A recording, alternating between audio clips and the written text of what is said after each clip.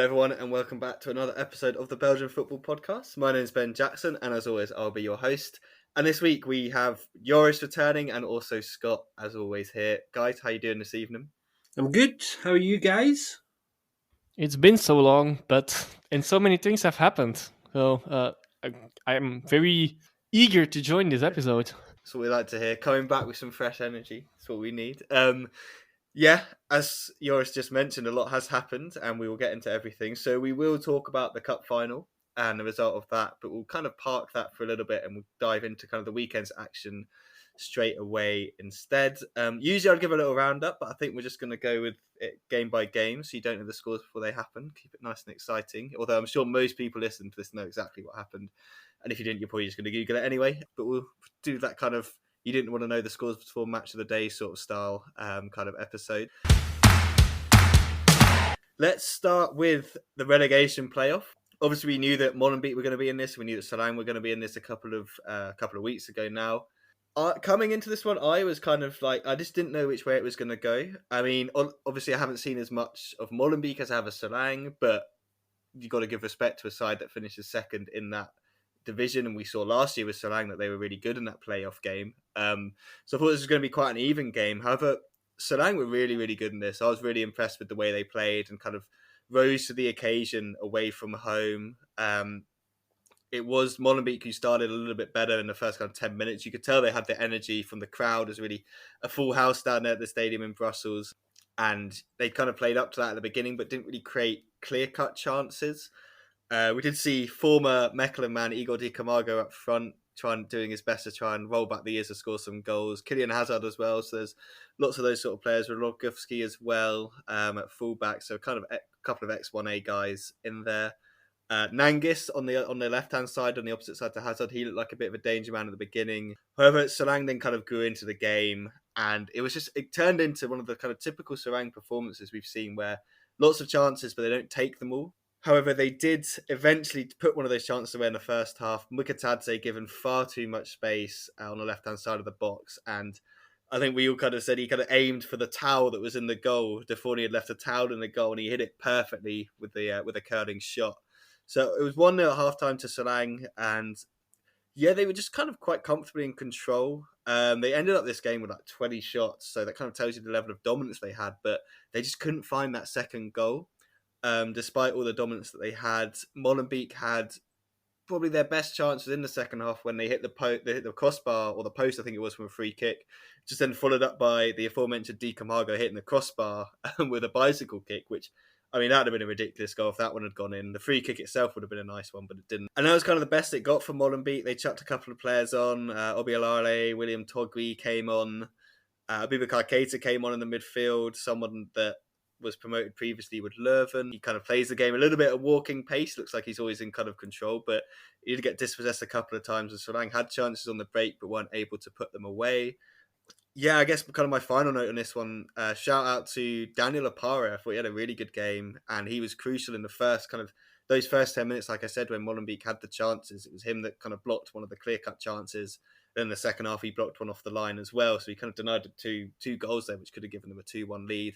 Scott, I know you watched this one closely as well. We both kind of commented that this was Salang really could have put it to bed in this game if they'd taken their chances. However, at 1-0, we expect a better performance from Molenbeek. I know you've watched more 1B than Joris and I this year. So were you slightly disappointed in what you saw from them, and do you expect a better performance in the second leg? I thought they started the game very well, Molenbeek, actually. And I was thinking in the first 15 minutes, if they could maintain anything like the intensity that they started the game with, then things were kind of looking kind of quite good for them. But obviously we know now they weren't able to maintain that, and Sarang kind of just worked their way into the game. I was quite impressed by Sarang's game management. I thought they didn't panic. I felt that although Molenbeek dominated that kind of opening 20 minutes, that in retrospect now, having had a look at some of the game for a second time, I think it was deliberate on Sarang's part to let them have the ball, to be honest. As well. So I think they were relying on the quality that they know they've got in that squad to just turn up and do the job, which it did. I think 1-0. Sarang will be a little bit disappointed with that, because based on the chances that they created in this game, I think they probably could have put the entire tie to bed if they'd taken more of them in this game, which they should have. Mikitadze was looking really good, really sharp. He missed a couple of other really good chances, to completely kill the game. So the tie, from Molenbeek's perspective, they'll be glad that it's, there's only one goal in it, and it's still open, still anybody's playoff to win. But Sarang really should have put the whole tie to bed, I think, in that first leg. His goal, actually, Mikitadze's goal was great. You're absolutely right. They did give him too much space. But the thing about it for me was he hits it so early. He receives the ball, he turns, and he actually knows what he wants to do with it as soon as he turns towards goal, which I thought was fantastic. Great technical ability. Lovely goal. I think, looking ahead to the second leg now, I think Sarang have enough about them to kind of see this over the line now. And the question for me for them longer term is how they're going to approach. And I admit I'm getting ahead of myself here a wee bit, but assuming Sarang managed to see themselves through this tie, they have that big challenge of, that potential second season in the top flight looming for them because of Met's situation. Sarang's parent club, they're almost certainly going to be relegated in France, which means I think it's going to be very difficult for Sarang to hold on to the like of Mikitadze and Yallo and Mazis for another year. So even if they manage to get through this tie, Sarang, their work is kind of, no less than it was going into this game, which makes it difficult because the club just at the moment doesn't have a 1A infrastructure, which is what it needs to work towards longer term. Great to see the Edmund Macton's almost full. It just shows you what happens when you give a side something to play for, as we saw recently with St Truden get into their last league game of the season when we had an almost full Stein for the first time in years. Good advert for 1B this. Decent game, and you're right, the pitch was looking good. I've heard very bad other statements about the pitch from players on the pitch itself, though. So I'm not so sure if that was different than it seemed. My 2 cents on this game, the towel thing. Yeah, I immediately thought that, like, when I saw the replay, oh, it really just hit the towel. Like, I immediately had to think about Peter Schmeichel, who, well, for that reason, never. Not giving any target to a player, never let anything linger inside in the side of his goal, because it actually indeed could make a task easier for an attacker. Most likely, it didn't really play that much of a role, though. It was indeed just a nice hit, but maybe he aimed for that as an easier target. What else? Yeah, I completely agree. Like, I guess I really should have killed this game. It felt a bit like the RWDM, Molenbeek was feeling the pressure, while Serijn, on the other hand, well, they felt it a bit less, and I'm just like maybe thinking maybe it is actually because many of them are lone players, so their immediate future is not necessarily completely dependent on what Serijn does. So that they could play a bit more freely, and I'm wondering if they will feel that now the final game and they're at home as well. I guess there should be a little more pressure on them still, also from inside the club even more. But well, that are just some random comments or thoughts about this game. That was all I had. I think it does look good for Serijn indeed, but indeed 1 goal margin. Yeah, you never know what can happen still. Yeah, exactly. Playoff football, like anything can happen in that one-off game. And like I said, I expect a better performance from Molenbeek because they kind of go into it now with a little bit less pressure because they are behind and like Sarang are in the driving seat. I guess you guys kind of mentioned what I was going to kind of allude to a little bit afterwards was this kind of, I was looking during the game like at their kind of the contract situations and stuff in the club. Obviously, we know the connection with Mets and stuff like that has been kind of key in how they recruit players. It's very obvious when you just look through it. But if they were to stay up, we're going to then obviously have to talk about that situation and what's going to happen there with Mets going down, like you said, Scott. I mean, one player I did want to give a little shout out. He came off the bench, and I thought he was really, really good with Matthew Kakbak. the central midfielder, who is on loan from Metz, but I think his contract with Metz is up in the summer anyway. So he's a sort of player, 20 years old, and it's just kind of like his range of passing I quite enjoyed. There was one pass he played, which was like in between the centre back and the full back to put, I think it might have been Marius through or Jallo, one of those two, playing those through. Could have been Mikatati. It's someone in a kind of forward position. Didn't lead to a goal, but just like the range of passing and the vision he has for passing and like stuff like that, I thought he could be an interesting one for them to try and keep hold of.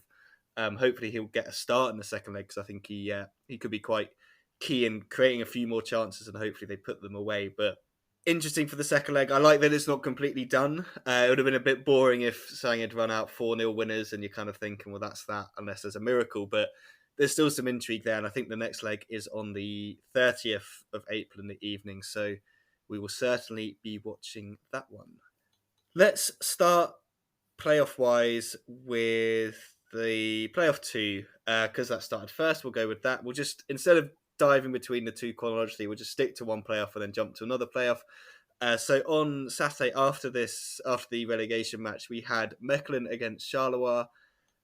Didn't find this one as intriguing and engaging as the last game. I don't know. There was just it wasn't the typical Mechelen game, I guess you could say. I know it's playoffs, so playoff football is slightly different in terms of like there's a lot more riding on it. But with Mechelen, you expect to see goals and chances and kind of a little bit of defensive chaos.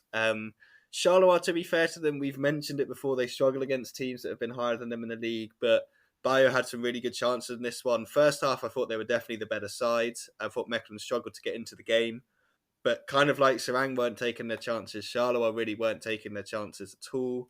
And obviously that against a side like Mechelen, you're going to get punished eventually, because they do create and they do have goal scorers in their team. However, it was that man, Jordi Vandenberg, who I'm pretty sure, guys, scored an absolute rocket against Charleroi earlier in the season. He done it again, but this time from a corner. I mean, it was kind of like the weekend of bad short corners from every side. There's some really poor like set pieces from most teams, but this one came off perfectly.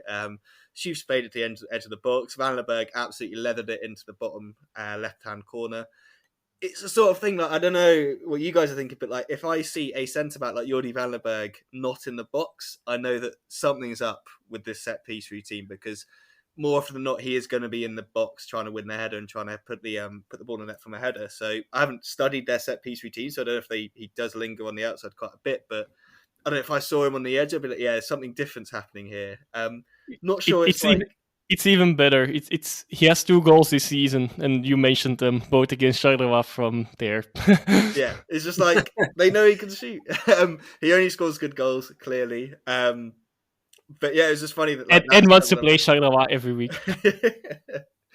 I mean, I would if I was scoring goals like that. But it's just kind of funny that like I don't know that would be kind of a designed play, if you know what I mean. Like they thought, yeah, we're going to give Jordi Vandenberg another chance to hit a screamer against them, and it pays off. Like fair play. Then a couple of chances after that, both sides, but I don't know. There was just lacked a bit of intensity on the pitch in this one. I don't know what it was. Maybe it was just me watching it after the relegation fight. Charleroi fans were in good voice. Mechelen fans were in good voice, but it was Mechelen that ran out 1-0 winners, which I guess Joris got. It's a great start for them. For Charleroi, that kind of makes the playoffs even more of a struggle than it was, because they're now been leapfrogged and now all the sides are above them. So it's even harder because we know they don't beat teams above them.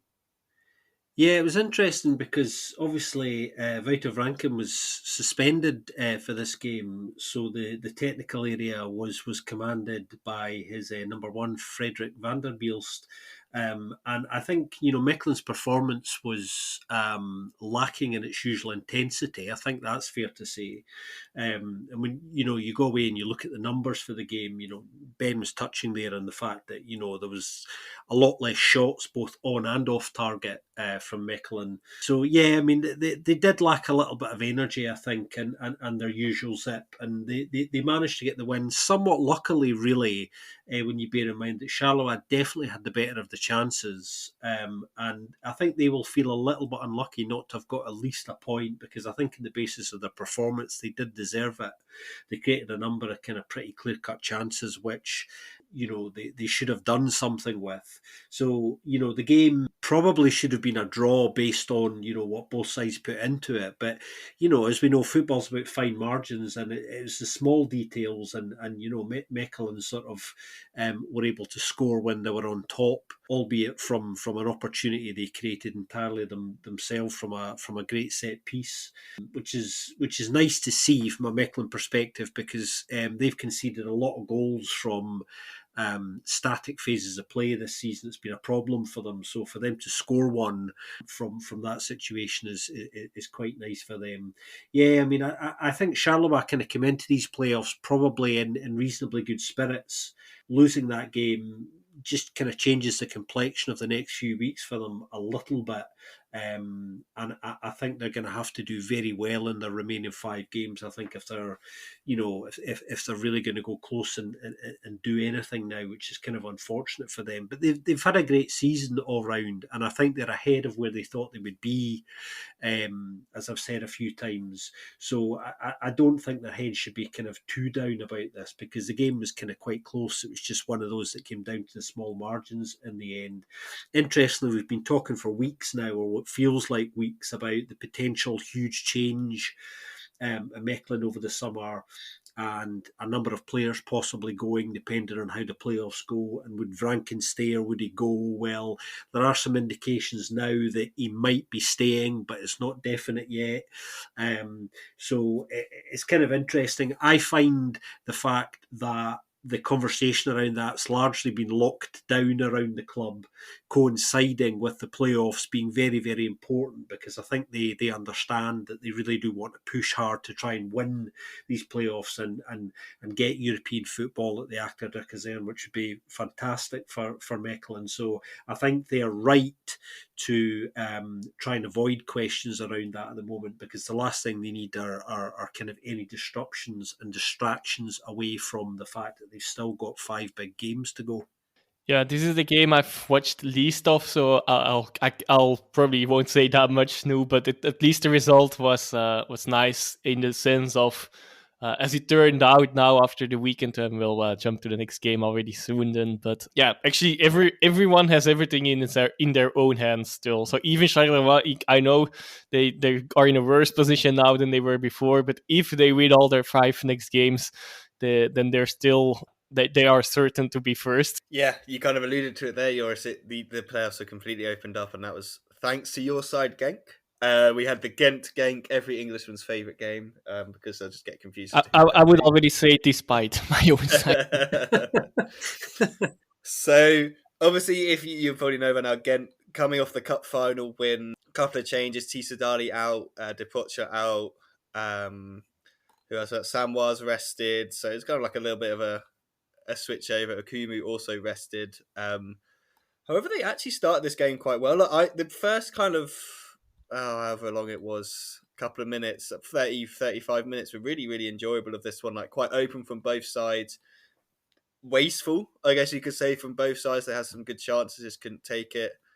And then we had a case of, I've been trying to think of a good analogy for this, and I don't know if you guys played this. I don't know if it was over in when you were growing up, Joris, but there was a game of a version of Uno where there was like this electronic machine, and if you lost a certain thing, you had to press the button, but you never knew what was going to happen when you pressed the button. Sometimes nothing, but sometimes loads of cards would just start flying out. And I think what we had here was Heisenberg just suddenly pressed the button and all the cards started flying out, because Vladis got himself sent off within the space of 2 seconds. When Heisenberg then got himself booked and sent off immediately.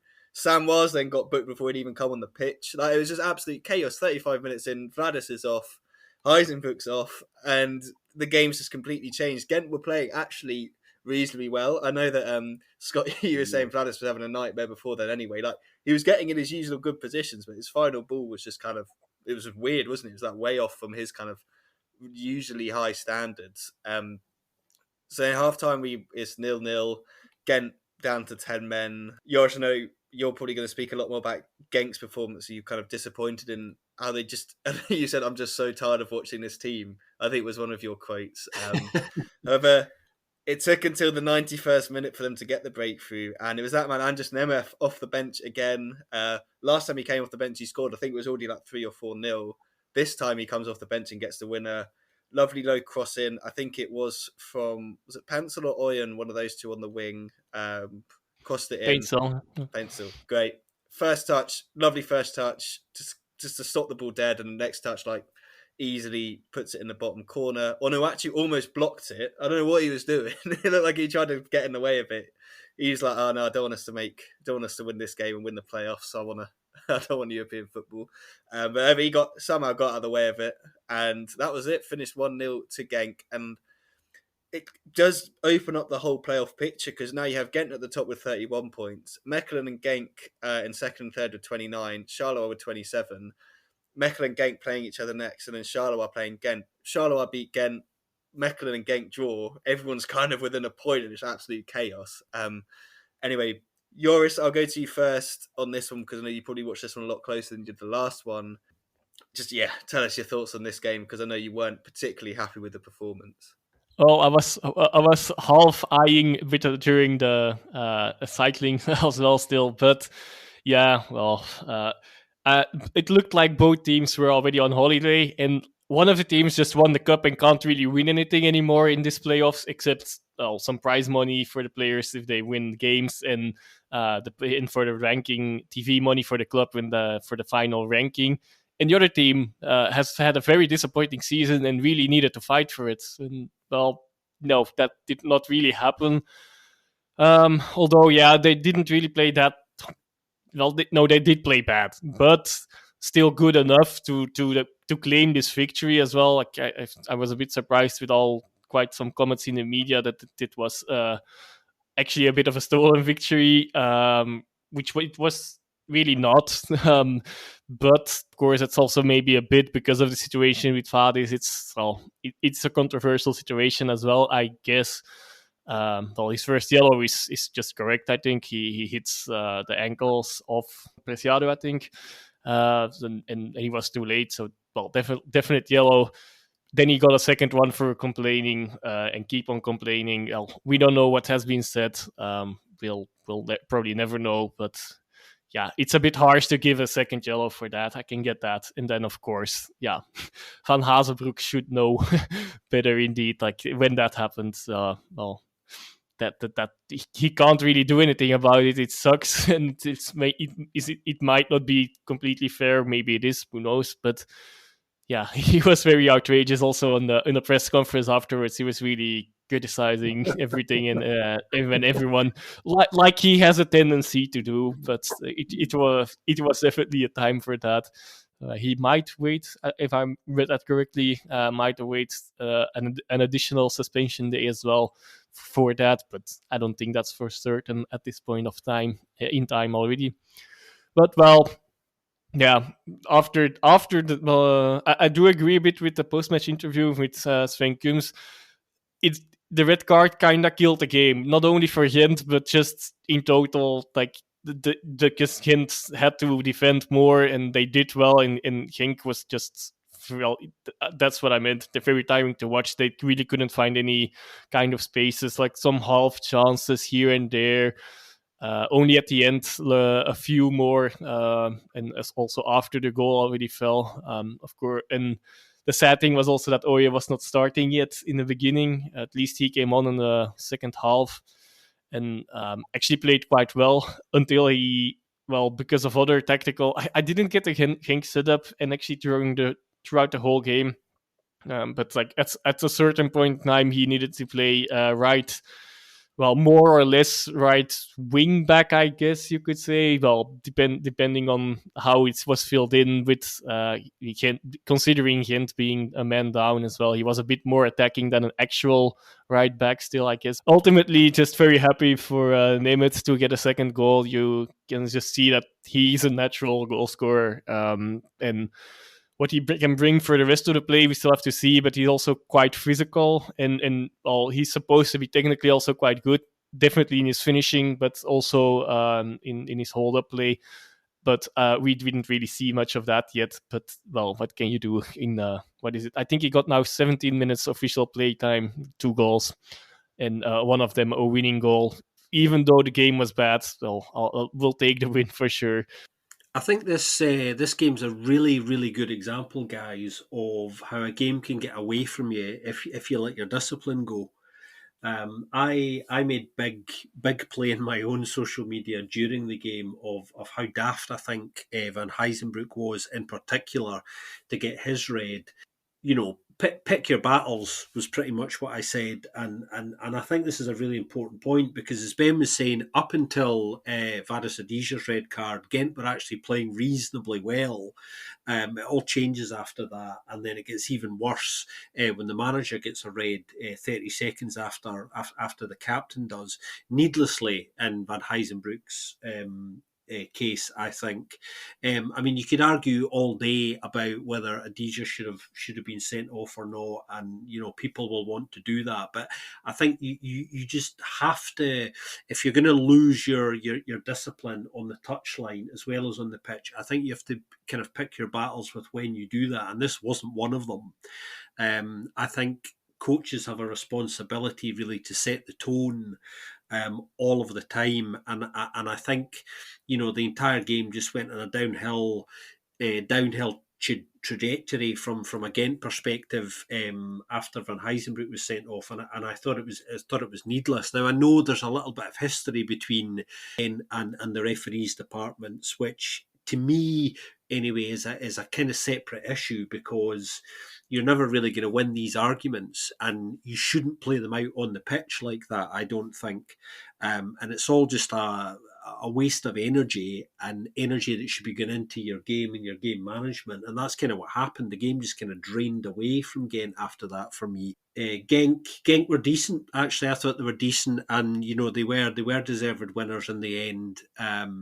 I was one of those people who jokingly said after the game that they stole it, not meaning that they stole the result because they did deserve to win, but that they did it so late on. But I think Ghent really have to have a look at their own behaviour, in my view, because whinging about these things in this way just doesn't really get you anywhere.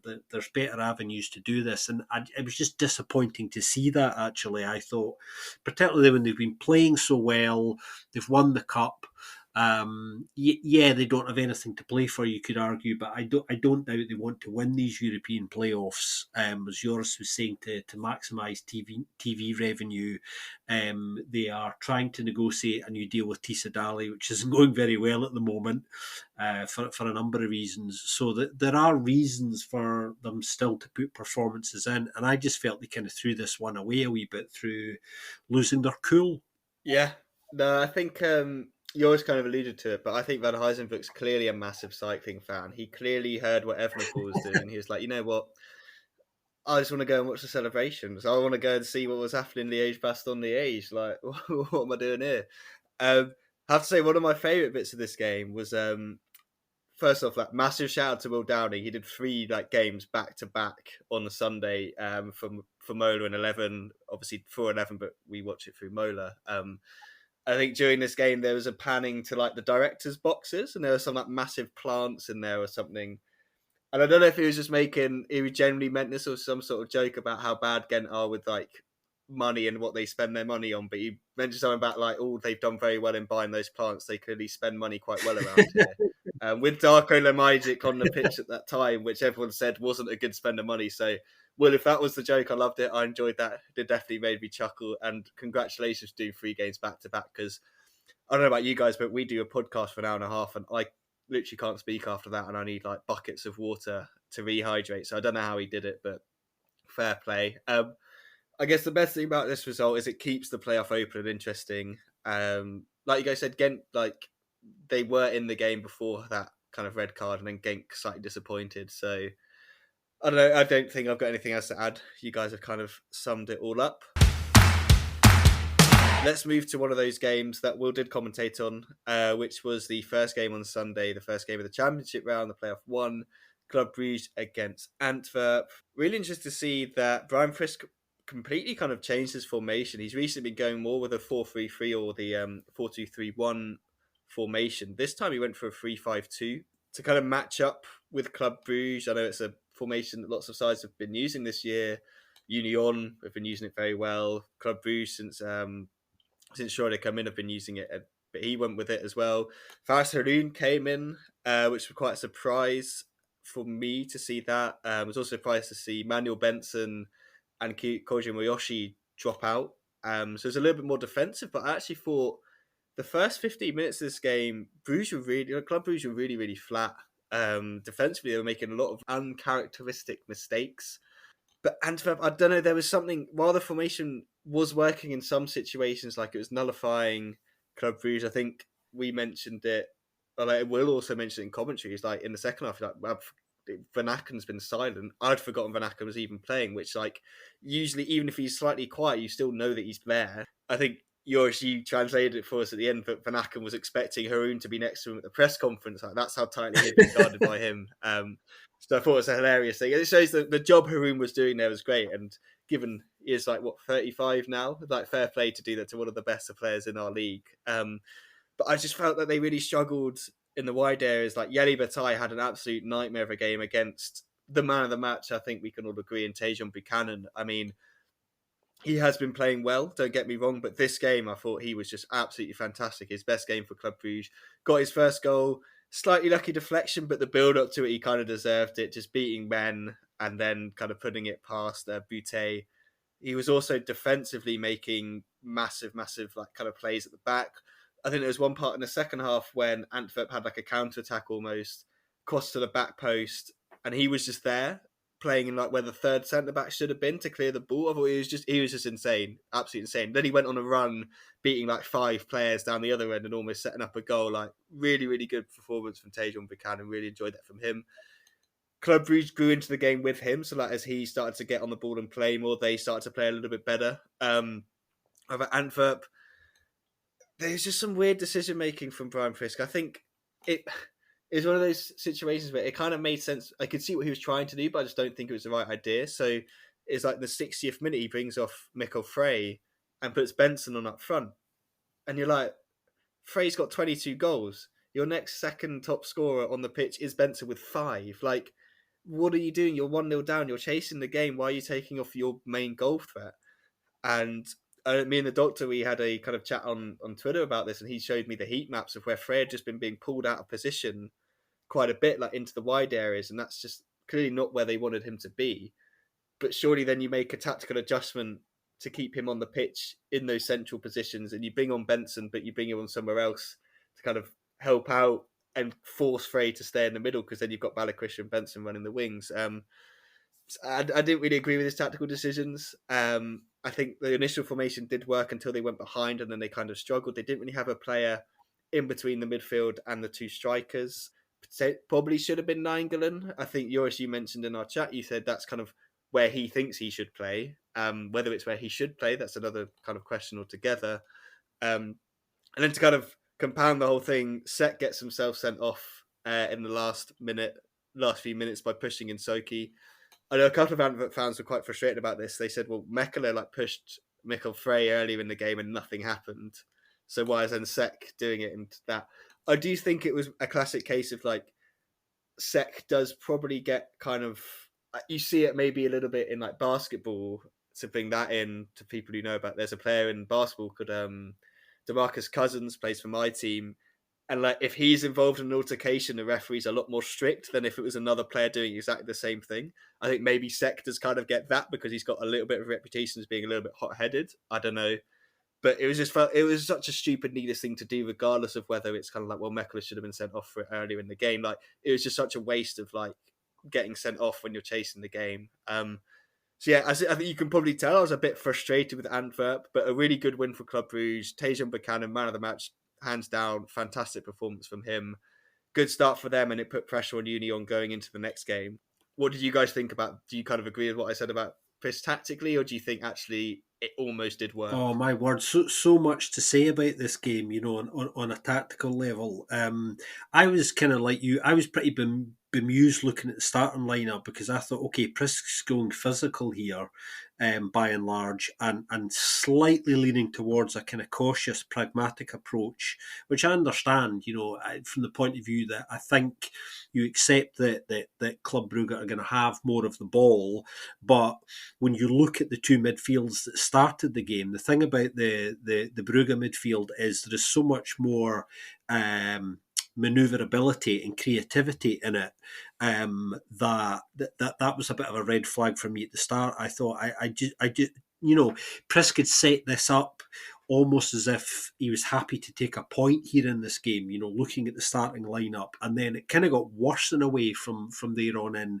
The substitutions, as Ben was saying, didn't really make sense. I mean, Frey coming off was perplexing enough in itself, but then Prisk says afterwards, when asked about the Benson switch, he said, well, I took Michael Frey off because I felt our best chance to score was on the counter, and that it would be better doing that with Benson on the pitch. But as Ben was already explaining, surely you accommodate Frey and hopefully get him more central by increasing the supply. Which is why it didn't make any sense kind of taking him off really kind of at all. So the whole thing really was from the start, from an Antwerp point of view, for me was a little bit odd. Yet again, same old story for them by and large. They didn't play badly, in truth. They really didn't. Tactically, some odd choices.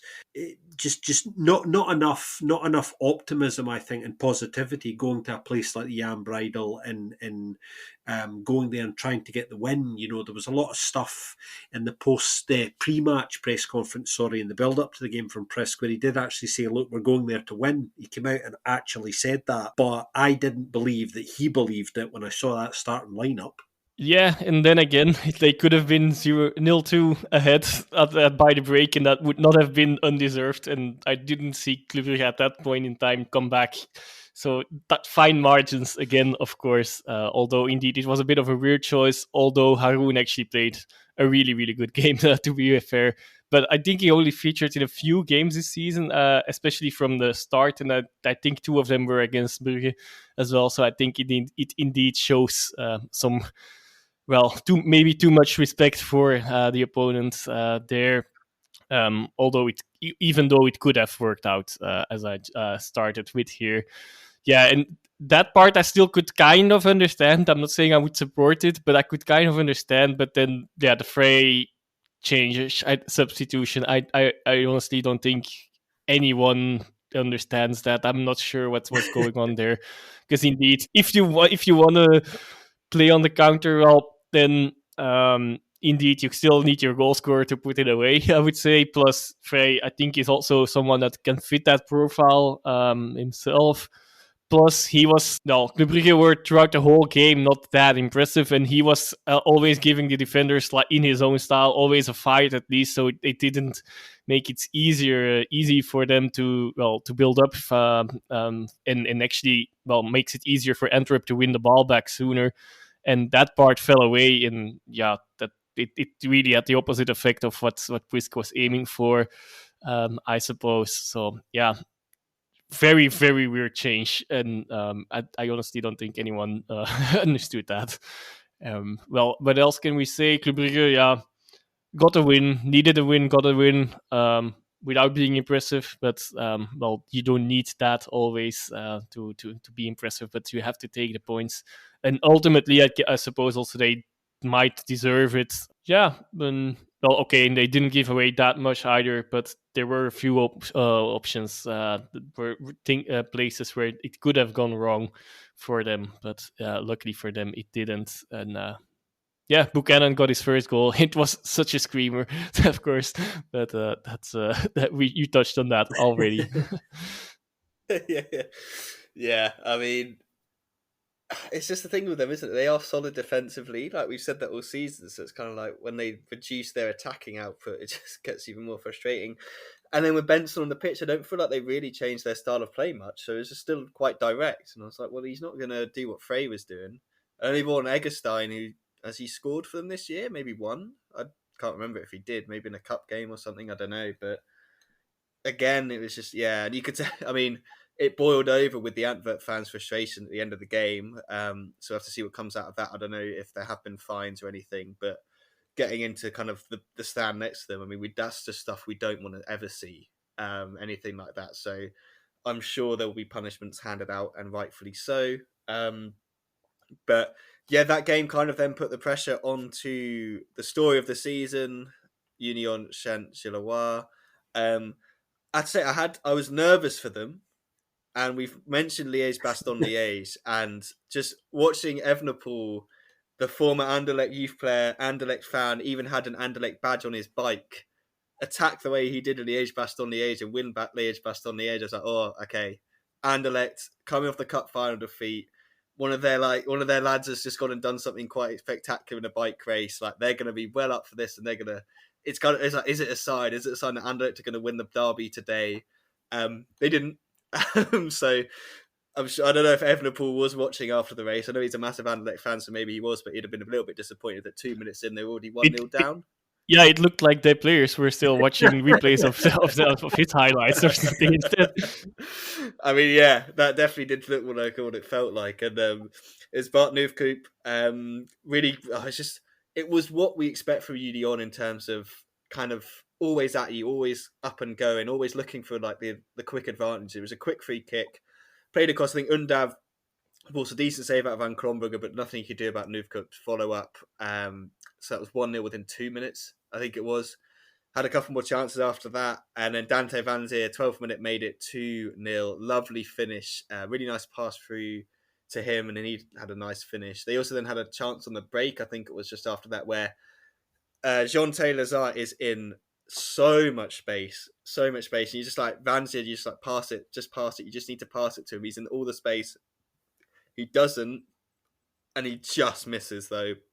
It's one of those ones, if he scores, you're like, of course you wouldn't pass it, he's a striker, but then when he misses, you're like, oh, maybe he should have passed it. But unfortunately for him, Anderlecht then did get back into the game. They'd had a couple of chances before that, and it was then Josh Cullen. I mean, poor Josh Cullen, he'd had such a torrid time. He's played in every game. As if you watch it a lot, you'll know Will always talk about Josh Cullen. He is the head of the Josh Cullen fan club. I think it's safe to say. He's been banging at John for a long, long time. And yeah, Josh Cullen finally got, I think it's his first goal of the season, maybe first goal for Anderlecht full stop in this one. Definitely. Kwame did the hard work.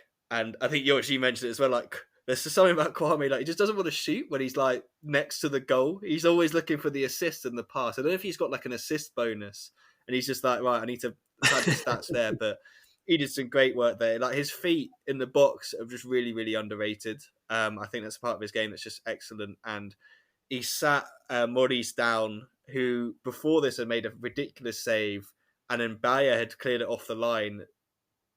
And it kind of, I don't know, that situation, it felt like we were watching the Eupen game where was it Oostend, sorry, that cleared it off the line. It looked like it'd gone over the line. It was like, okay, we weren't sure if I don't think this one went over the line, but you're like, oh, 50-50 maybe. So maybe those things have evened themselves out there. But just a couple of minutes later, yeah, like I said, Kwame squares it, Cullen puts it in the back of the net. Anderlecht, you think, right, they're back in the game now. They hadn't been playing great. Union's press was like, it was so good in the first half. Like, they really caused Anderlecht so many problems, just winning the ball off the midfielders and stuff. I think not having someone like Asher Mary there probably didn't help Anderlecht. I think he could have been quite useful. But I don't know, guys. It felt like one of those classic situations where I feel like this is where Company struggles, is when he comes up against, people have spoken about it, we've spoken about it, like I have Van Heisenbroek and Mazu, people like that who tactically it feels like they outthink him at times. It doesn't feel like he has the changes up his sleeve yet to counter these sort of things. Like, I think the press did slightly fall off because there's no way you could keep up the press that Union were doing for a whole game. Like, it's mental how high and much energy they're putting into the press. However, they did get their third goal in the second half to almost basically kill the game. Karim Matoma, some poor defending from Wesley Hoot and others, and the ball comes across to the back post.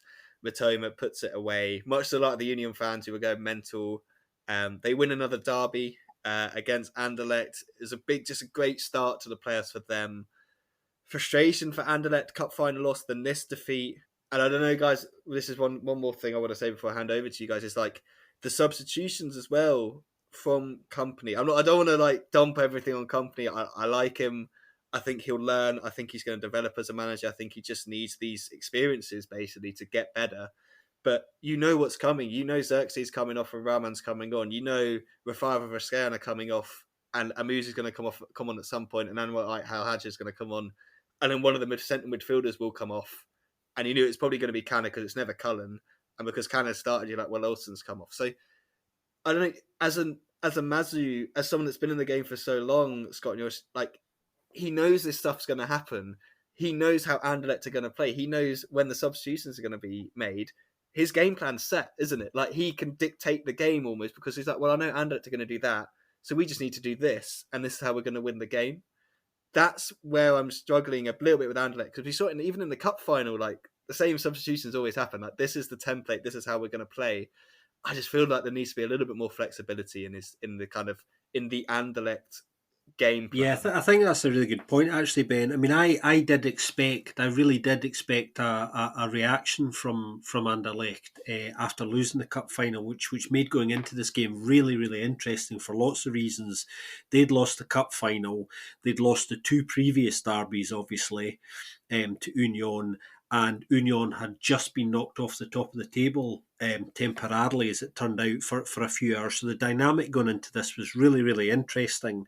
You mentioned kind of Union's press. Obviously, they've been away for a few days in Spain in a warm weather training camp just to fine tune their final preparations for the playoffs. And Terry Tuma afterwards was talking after this game about how they'd worked very specifically on the intensity of their press, and you could see that in sections of this game, and you could see what their triggers were as well. You know, the moment an Anderlecht player has their back towards goal, you know, that's when the swarm comes in. You know what I mean? When someone doesn't have full sight of what's in front of them, you know, narrow their options.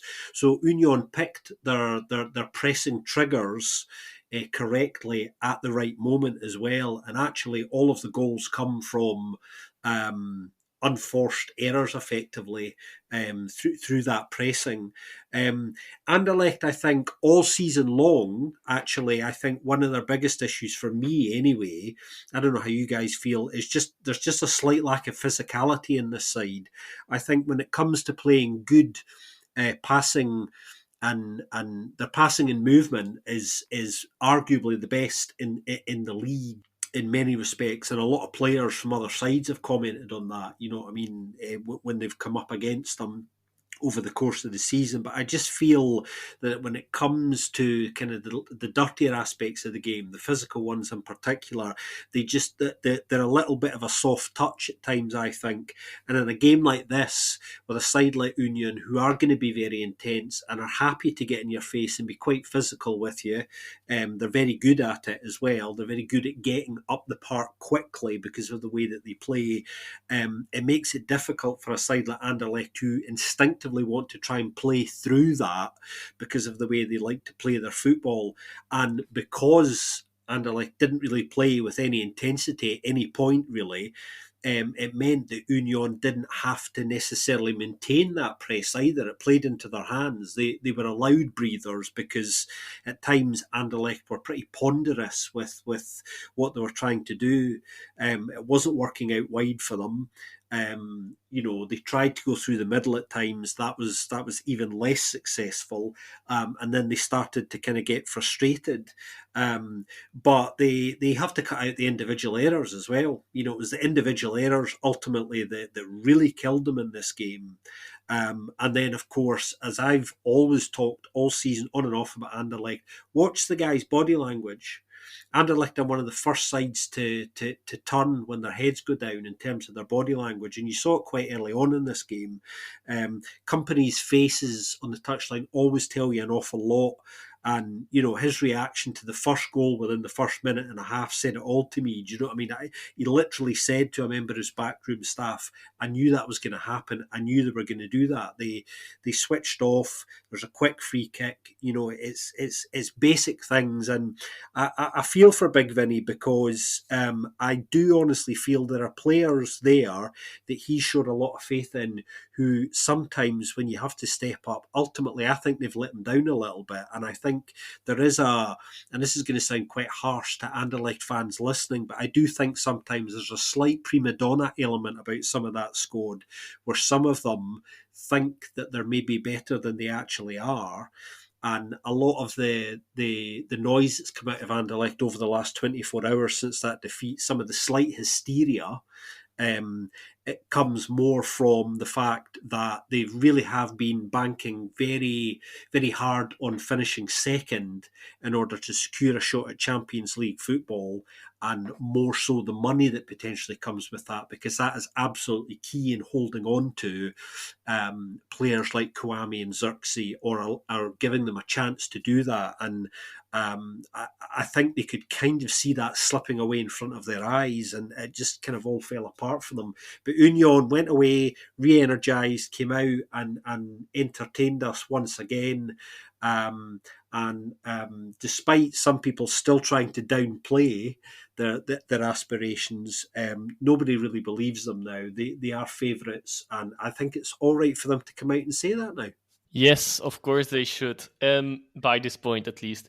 And, well, indeed, I think I'm just going to add a few things, like indeed maybe some easy things to say in hindsight. Hindsight is a wonderful thing, as everyone knows. But yeah, while you guys were talking about, I was like, well, yeah, Anderlecht's playing style, it actually really suits Union's playing style as well. Well, in the sense of it suits Union in their attacking, because indeed, against Union, playing out from the back so, well, in such a bad way, while you like to play out from the back and you're quite good at it, well, there's some lack of intelligence, I guess, as well. It's like some players you should know by now, definitely at this stage of the season, that to which player you can give a risky pass from the back and be safe and certain that it won't be that huge of a risk. While with others, it is the case, and well, they really haven't learned that lesson. Still not, because all three goals indeed like just giveaways from Anderlecht, and that's not even trying to take away anything from Union, because it is indeed still because of their pressing that it all works out like that. While many other teams might not do that or not succeed in it as successfully as they do. And of course, that's also what they probably were hoping for in this game. And it all worked out well. Despite that, I do feel like Anderlecht should at least be equal. Should have had a 2-2 or a draw by the break at least, because such big misses, like indeed a credible save from Maurice, but also a huge miss from Zirkzee, that you just can't miss that at that level. You should hit that rebound better, especially being already a rebound. And well, the ball with Bager's ball, it's a bit tricky, of course, indeed. But I do think that could have been put away better anyway, so that he shouldn't have even had a chance there. But okay, that to that extent. And then there was another big chance, I believe, that I now actually forgot what it was, but I think there was one. There's still something lacking at Anderlecht, and everyone can see it. I agree with the changes as well. They're predictable, and that's not always bad, but at this point, I guess it's just frustrating for every player involved as well, not even looking at the opponent, but internally. Like Zirkzee also knows he will get off how good or bad he plays at this stage. So in this game, I more or less understood taking Zirkzee off, but for example, in the cup final, I would not have done it, because he was one of the few players of Anderlecht that were not that bad in that game, and that might you always know he has these instincts, and then he might still create something out of nothing. I would not have taken him off there, but that's a game we will touch on shortly as well. In this game, I understood it a bit better, but indeed, it's always the same. Okay, it's not always a complete exact timing, but in the range of 15 minutes, you know which things are going to happen at Anderlecht. And well, of course, I guess we should not disregard the fact that there's now they are having a few injury issues, and of course, that also their squad might not be. It's relatively small in quality or direct impact, maybe say like that, in the bench, in the squad depth. Of course, there's a lot of youngsters, and some of them are even playing. But yeah, I guess I can understand that in this situation you don't throw someone else new in as well, with all the pressure coming on, and if you don't want to burn them straight away either. I would think others will probably disagree with me here, and I also understand that standpoint. But there's just still some financial limits, and indeed, now with losing this game and losing the cup final, these limits will probably stay a bit longer than they would have been largely passed by, or would have been reduced largely by getting certainty about a European group stage. So if they would have won the cup, they would have to play either, depending on the results outcome of the whole league, but at least they would be certain of Conference League group stage and potentially Europa League group stages. With the second place, they are certain about Europa League group stages as well, but both, one is already gone for sure, and the other, the second place ticket, it's not looking very likely that they will grab it, since they have won only one of their last 20 playoff games. They've won one, they've got 7 draws and lost 12 in this streak of 20 games going on since a while, of course, already. Not all are under company either. Also, I need to stress that there's a few from a few seasons longer ago already. They really are struggling to get points against they are maybe a Charleroi at a higher level in that sense. I guess they're struggling to get the wins against. They actually get some points even, and they're good at keeping the teams out at times as well. But really getting it over the line against the top teams, it is an issue. Getting over the line was in this specific game not really. In it at any point, a draw maybe at some point, but nothing more than that either. Yeah, there's still some work to do, and financial status needs to improve, and they really need to have indeed some stability, especially in that striker position. I guess they will still try to at least get one of the two. I don't think they will be able to get both Zirkzee and Kouama, even if they would want to. That's already another question. Stay for another season, but I'm sure they will want to try to keep one at least to get some stability and not have to build on from scratch. Also eyeing European football via qualification rounds in that sense, then, because that is almost certain at this point.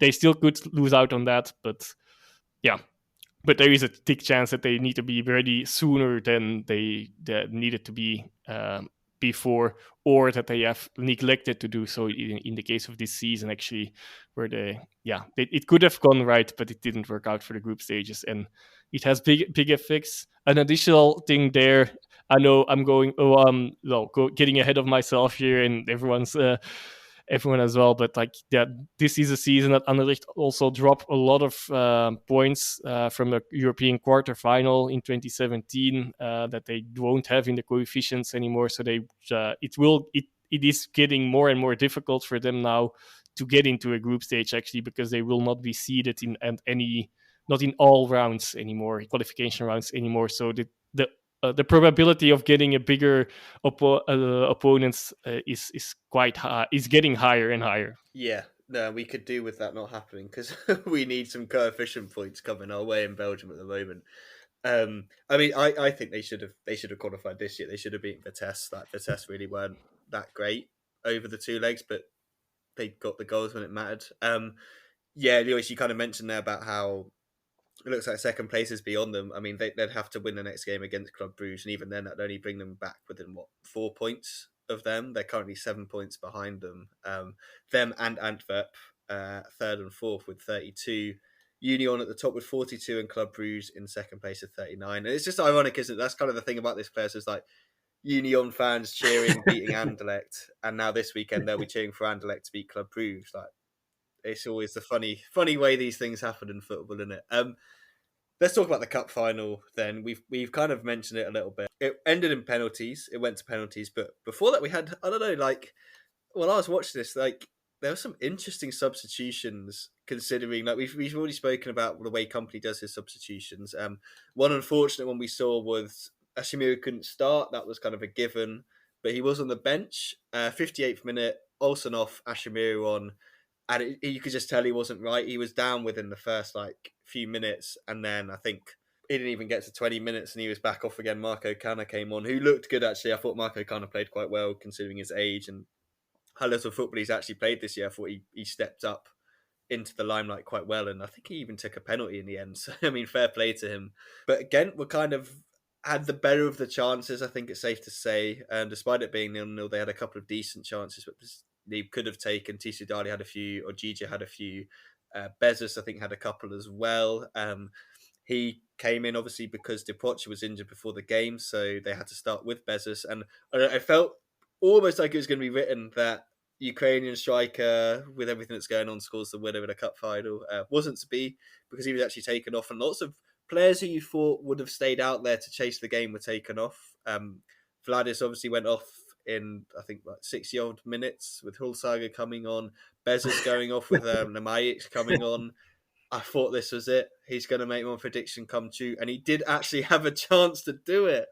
At the back post, you just thought, oh, he's just got to score, and he doesn't. He smashed it again. I think he hit the post or the bar, didn't he? That was definitely this game. It wasn't against Genk. I'm getting it all mixed up, I think, but I'm pretty sure he had a chance at extra time to win it.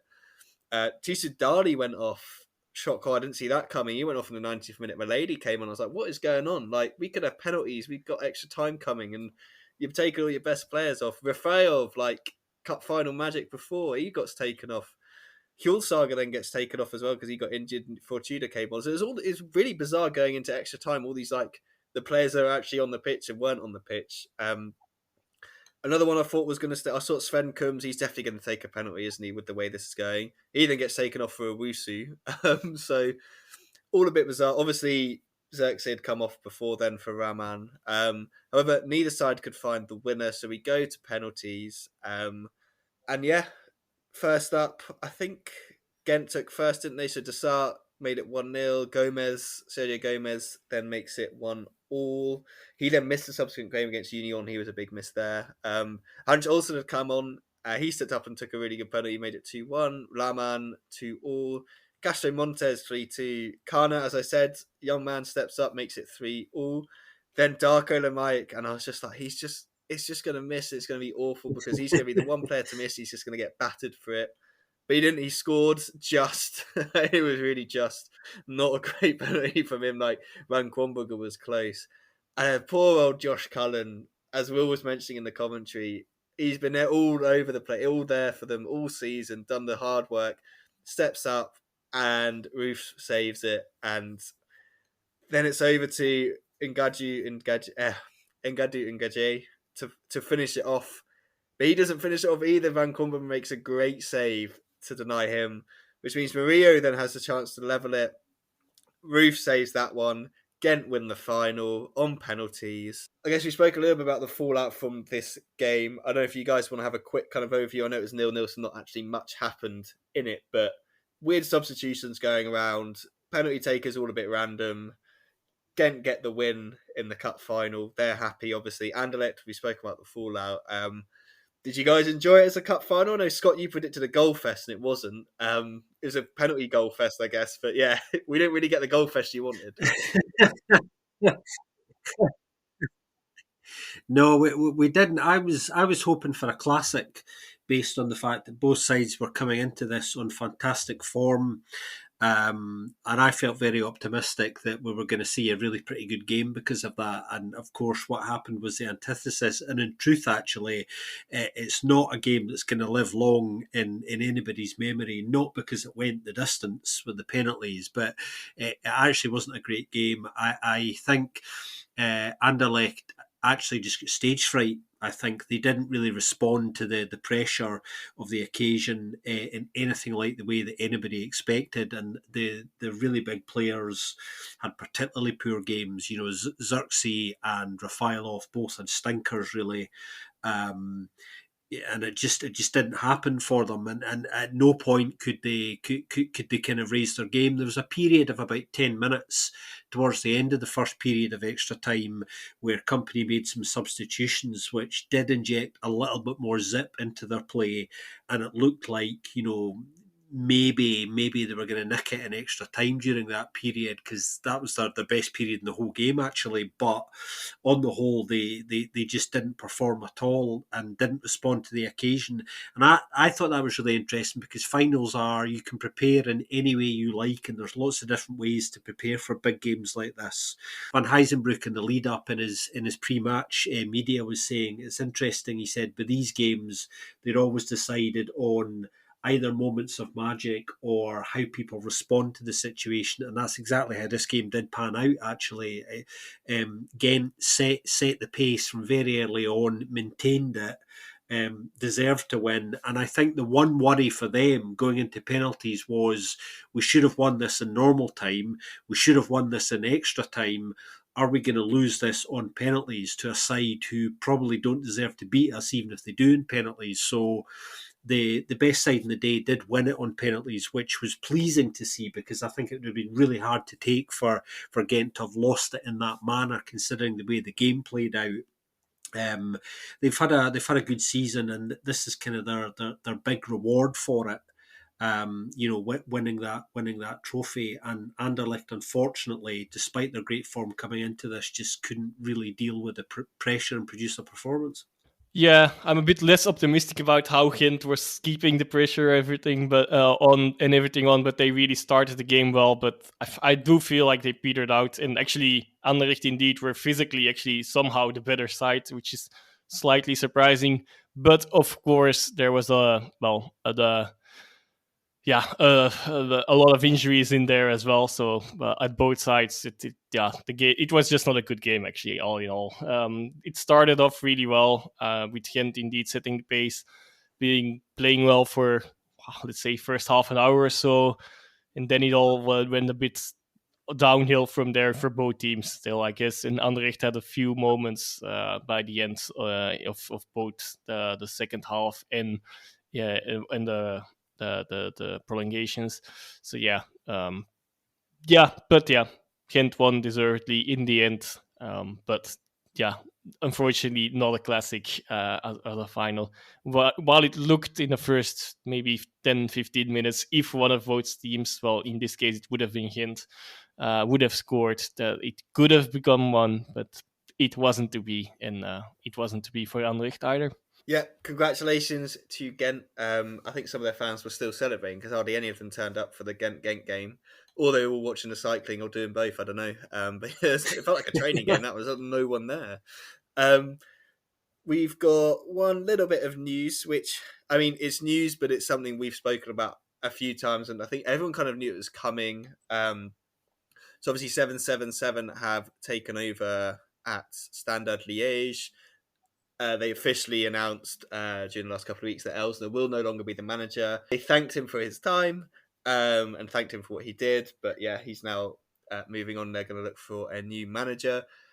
Not really surprising. We knew it was going to come. It'd be nice to see him get back into football in another situation. We saw the job he was doing at Kortrijk. Maybe that sort of level team he should go look at again. I'm sure people will be interested in him given the job he's done there before. A quick reaction from both of you on that one. Not in the least bit surprised, actually. I think it was always a question of when that axe was going to fall, rather than if. And ultimately, he went into a club in a at a difficult time and wasn't able to make any kind of materially positive difference. So even with the new owners coming in, I don't think he actually had a case, to be honest, to really say, look, I'm the man to stay on a bit longer, even if he wanted to. So completely understandable, really. I think he's probably going to have to go away and think about maybe a slight sidestep now. I think in the short term, what's happened there will harm his stock a little bit. But I certainly don't blame him for going there and giving it a go. There are not many who would have turned down that opportunity. So I'm sure we'll see him again sooner rather than later. Well, that was that then. Nice. I said brief, that's fine. Happy days. Yeah, that probably wraps it up for this week's episode. Let's quickly look ahead. So in playoff 2, we've got Friday night Genk against Mechelen, as we said, and then Saturday Charleroi Ghent. We then have obviously the relegation game between Salang and Molenbeek. In the Champions playoff, we then have in May. We're now into May for that one. So the Sunday, Antwerp against Union, and then Anderlecht against Club Brugge, both being played on Sunday, one after the other. Guys, as always, thank you very much for joining me for this episode. It's been a pleasure. See you next week, everyone. That's that then. No, wait. Also, a late congratulations again for your birthday. That was yesterday for the listeners that want to join in this congratulatory messages. Thank you very much. Like I said to you guys, I've forgotten how old I was before it. My wife had to remind. Did have a Belgian beer though. Found a nice little pub in Brighton that does Le Chiffre on tap. So that's always a bonus. Oh my word! Oh my word! I would have stayed there all day. It was hard to pull myself away. German and Belgian beer. So yeah, shout outs to the beer house. If you're in Brighton, definitely check them out. Free advertisement for them. I don't know if they listen to this, probably not. But who knows? If they do, reach out. I'll happily take sponsorship deals. Anyway, Mola TV fixtures coming up this week. In the troops. Yeah. Charleroi against Ghent will be on Mola. Antwerp USG and Anderlecht Club Brugge. I think it's safe to say that probably all the Champions games will be on Mola. We'll just be kind of switching between what we have in the playoff 2. Obviously, if you're outside of the UK, you can watch most of them on one football app. If you're inside the UK and you want to watch some of the others, you can watch them by paying. So I think if you want to watch Genk Mechelen, you can pay for it on 11 and do it through there. You usually get French commentary for that one. So yeah, you can practice your French or try and learn it. That's it for this week. If you enjoyed it, you know what to do. Please do leave us a review on Spotify, Apple, any of the other podcast app of choice. You can also get in touch with us. We know lots of you have, especially with kind of what's happening with the teams that aren't involved in the playoffs. So yeah, we're happy to speak about all those sort of things. It's at Belgian Podcast on Twitter. You can also find us all individually on there as well through that one. If you want to email us, you can do that as well. It's belgianfootpodcast@gmail.com. Thanks once again for listening, everyone, and we'll see you next week on another episode of the Belgian Football Podcast.